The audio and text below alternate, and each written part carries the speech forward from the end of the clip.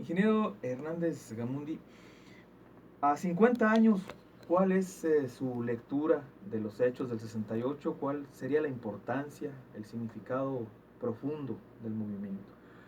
Fíjate que es importante la pregunta porque desde hace muchos años, desde el lado gubernamental y de algunos sectores de los medios y de la vida política de México, vienen tratando de que se doble la página, se cierre la página 68. Mira, se habla mucho de la gran derrota de 68 para el movimiento estudiantil y popular. Nosotros éramos un movimiento político, 100%, totalmente pacífico, y el gobierno respondió todo el tiempo con la violencia, en algunos casos de la policía, de los granaderos, del ejército, de grupos paramilitares, y la prensa hizo un papel devastador en contra del movimiento, siempre difundiendo mentiras y calumnias.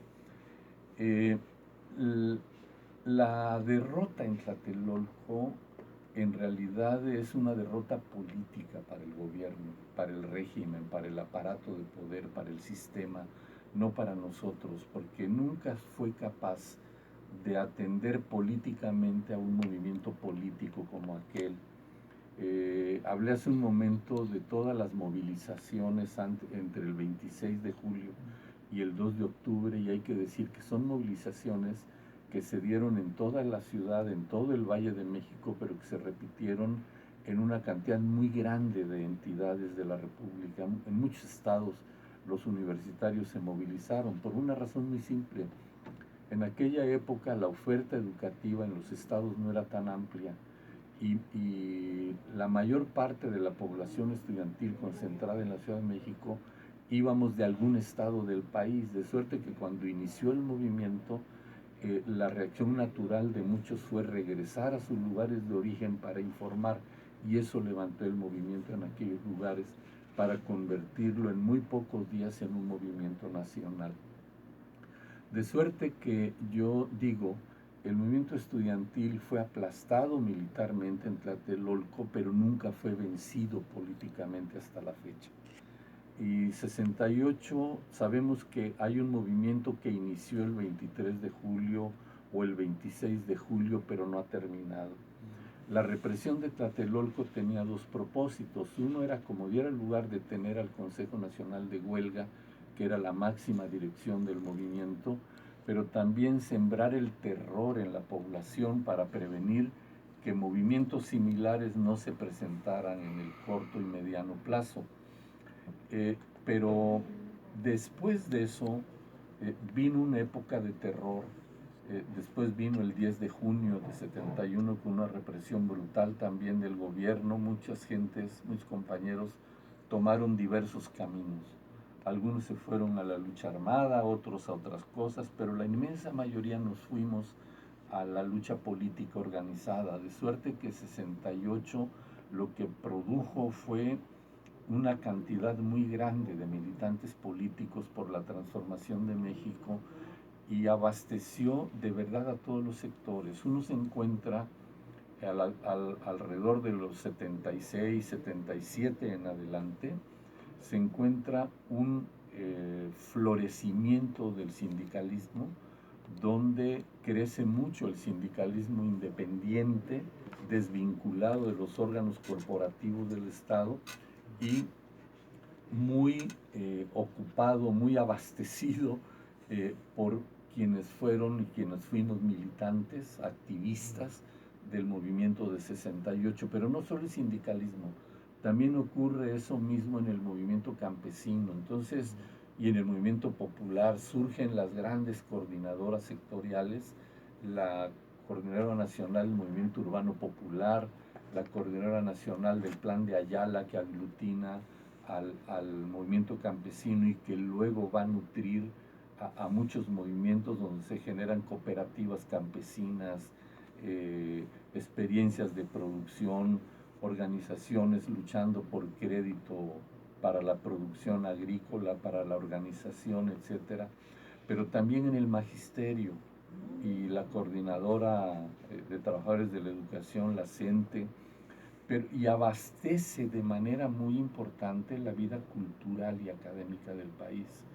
Hay una enorme cantidad de compañeros nuestros que se van a hacer vida académica y ahí están y promueven una nueva forma de impartir educación y promueven una concepción distinta de la educación. Así nace, por ejemplo, en la UNAM los colegios de ciencias, los SH, de ciencias y humanidades, que tienen el propósito de reformar, de renovar los métodos de enseñanza y buscan el modo de implantar un nuevo modelo educativo. Pero también hay otras experiencias. En Guerrero, por ejemplo, surge la Universidad Popular, cuyos postulados son por una educación crítica, científica y democrática.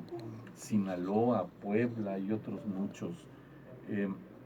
Yo te podría decir que en los últimos años muchos compañeros que vienen de 68 han sido premios nacionales de ciencias en distintas disciplinas, en muchísimas. Resurge la actividad literaria, el periodismo se beneficia con periodistas con un enfoque abierto, también libertario, democrático, las artes y la cultura. Digamos, ese es el resultado profundo de largo plazo de 68, que en conjunto promueve la transformación política del país. Así viene 88, con esta gran revolución electoral encabezada por el ingeniero Cuauhtémoc Cárdenas, donde ahí están los militantes, los activistas de 68.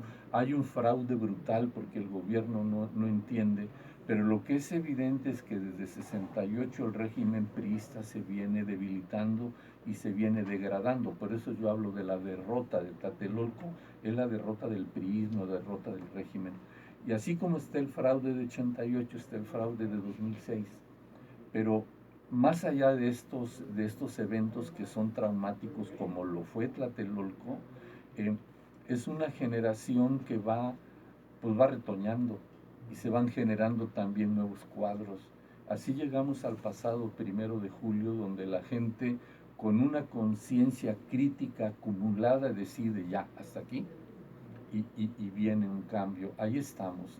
Ese es creo yo, el reflejo último de esta lucha sostenida por 50 años. Sin embargo, yo quiero insistir, las cosas fundamentales de 68 como aspiración y como demanda están vigentes. 68 es un movimiento que se desarrolla en torno de un pliego de 6 puntos, pero son 6 puntos que se concentran en una sola cosa.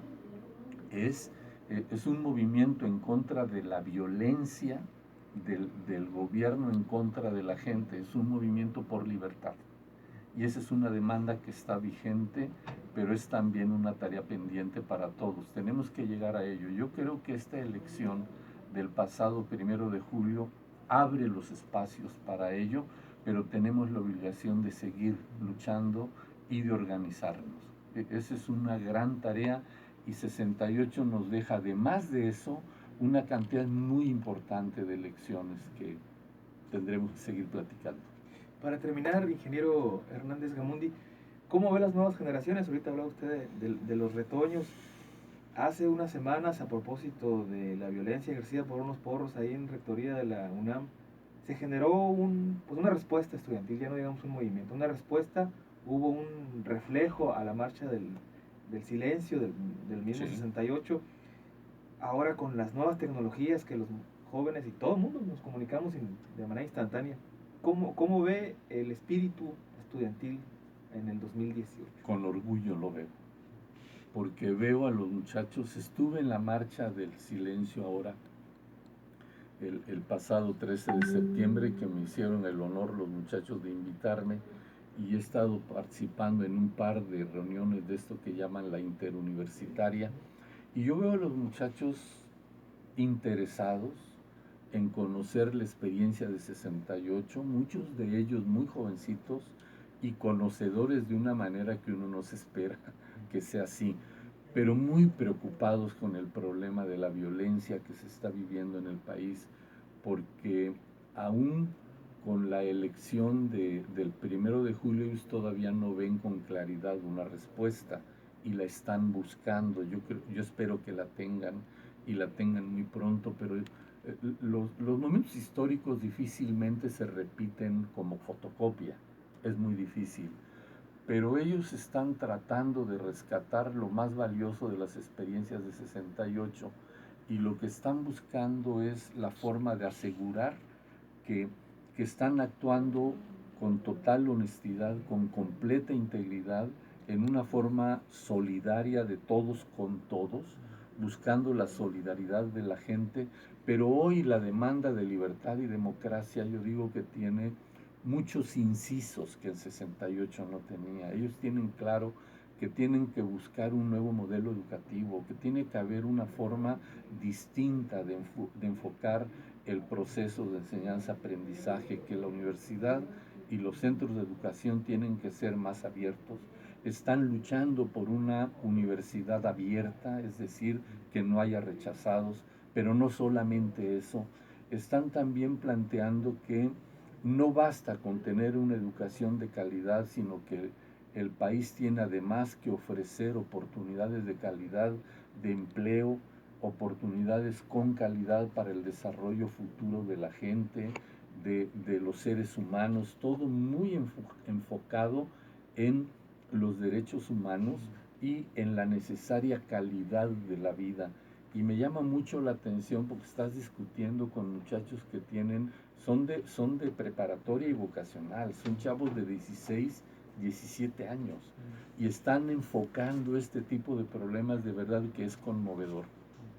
Y hay que felicitarlos y hay que apoyarlos y ese es el proceso de transformación, a eso me refiero con los retoños y nosotros nos sentimos totalmente comprometidos. Vamos a estar el próximo 2 de octubre marchando de la Plaza de Tlatelolco al Zócalo de la Ciudad de México y esperamos que será una gran conmemoración la que ocurre este día. Bien, pues muchísimas gracias, Gracias ingeniero. a ustedes. Gracias a Radio Estados también por la instalación. Gracias. Muchos saludos a los sonorenses, hay que echarle para adelante. Aquí es gente recia. Vámonos recio.